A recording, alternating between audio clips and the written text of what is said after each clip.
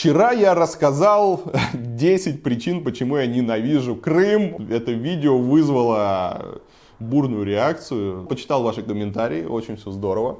Вы молодцы. А сегодня, чтобы быть объективным, давайте посмотрим, есть ли в Крыму что-то хорошее. И я расскажу, за что я Крым люблю.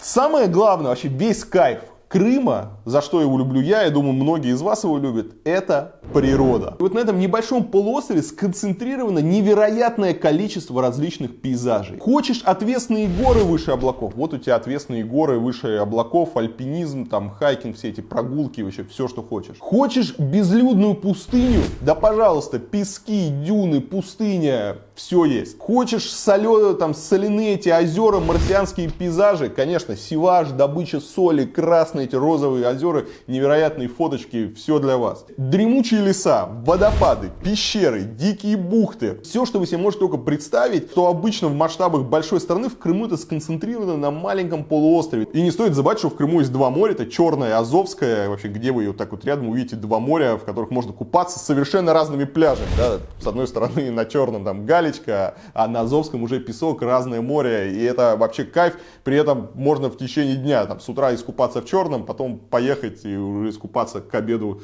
в Азовском. Очень круто. Следующий момент — это дикий отдых. Единственная причина, по которой сегодня можно ехать в Крым и нужно ехать в Крым, это дикий отдых. Мало где это осталось. Если мы говорим там про Европу и курорты там Турции и Египта, практически это отсутствует. Но в Крым это, наверное, сегодня такой номер один по дикому отдыху. Множество мест, где можно уединиться, просто пойти с палаткой, берете друзей, гитару, разбиваете лагерь где-нибудь на безлюдной, той же самой Арабатской стрелке, и будет вам счастье. Да, к сожалению, на сегодняшний момент в Крыму нету нормальной инфраструктуры для кемпингов, но есть свои плюсы. Берете побольше еды, воды, примусы, ищите место, а мест, опять же, для дикого отдыха в Крыму много. Не хотите тащиться с палаткой? Во многих там курортных городках можно договориться, взять катер, который забросит вас в какую-нибудь безлюдную бухту у подножия там отвесных скал, где вообще никого не будет, и на целый день уединиться там с девушкой, классно провести время. Многие так делают, и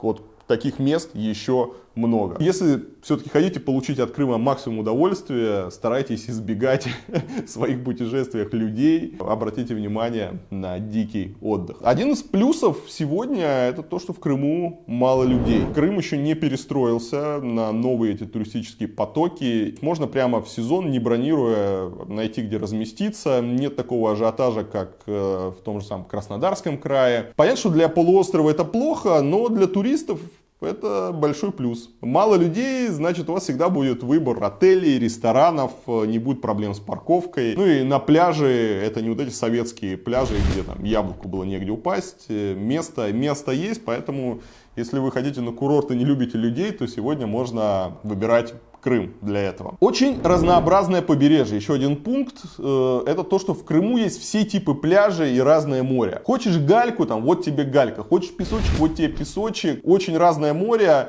Где-то сразу глубокое, где-то отмели, где-то спокойное, где-то всегда волна.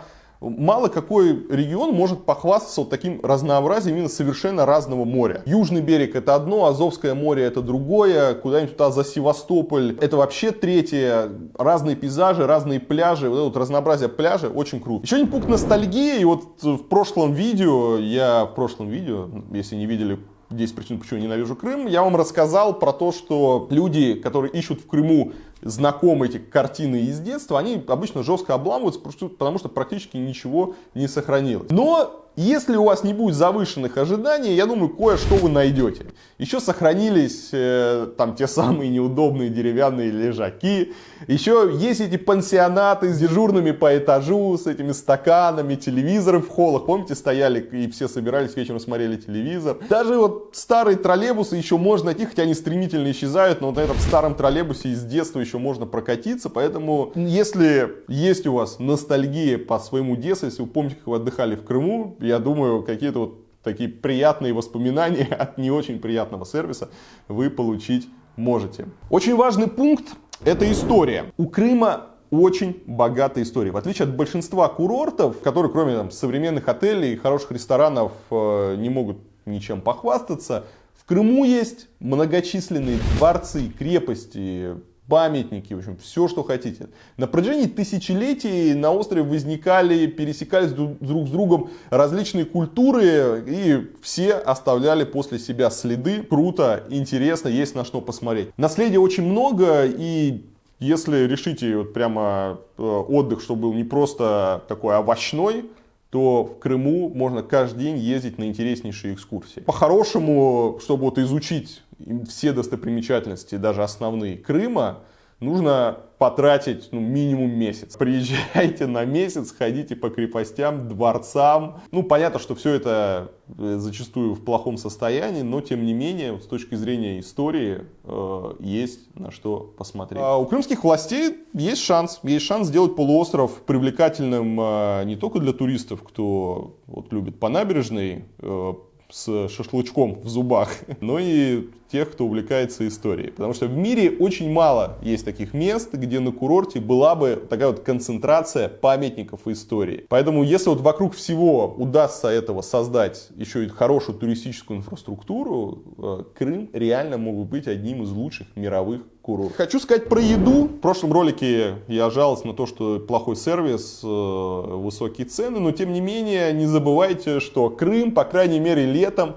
неплохо себя обеспечивает продуктами. Поэтому турист может наслаждаться вкуснейшей рыбкой, черноморская камбала, куда без нее. Вся местная рыба, потрясающие фрукты, персики, арбузы, ягоды, овощи, помидорчики, крымский, ялтинский лук. В общем, в Крыму невероятно крутые продукты. Это то, за что многие любят Италию. За это можно любить Крым. Местные продукты, можно есть только их, и невероятное наслаждение. Нельзя забывать про вино. Еще один пункт, за что я очень люблю Крым, это то, что в Крыму есть вино. По-настоящему хорошее вино, оно встречается здесь редко, но встречается. Если вы любите сладкие вины, то, понятно, есть Массандра и другие. То есть по сладким винам в Крыму все было более-менее нормально. Но если вы любите, как я, сухие вина, то есть к чему присмотреться. Тот же самый Валерий Захарьин, очень крутое вино. Тот же самый Павел Швец, оно почему-то стало каким-то дорогим.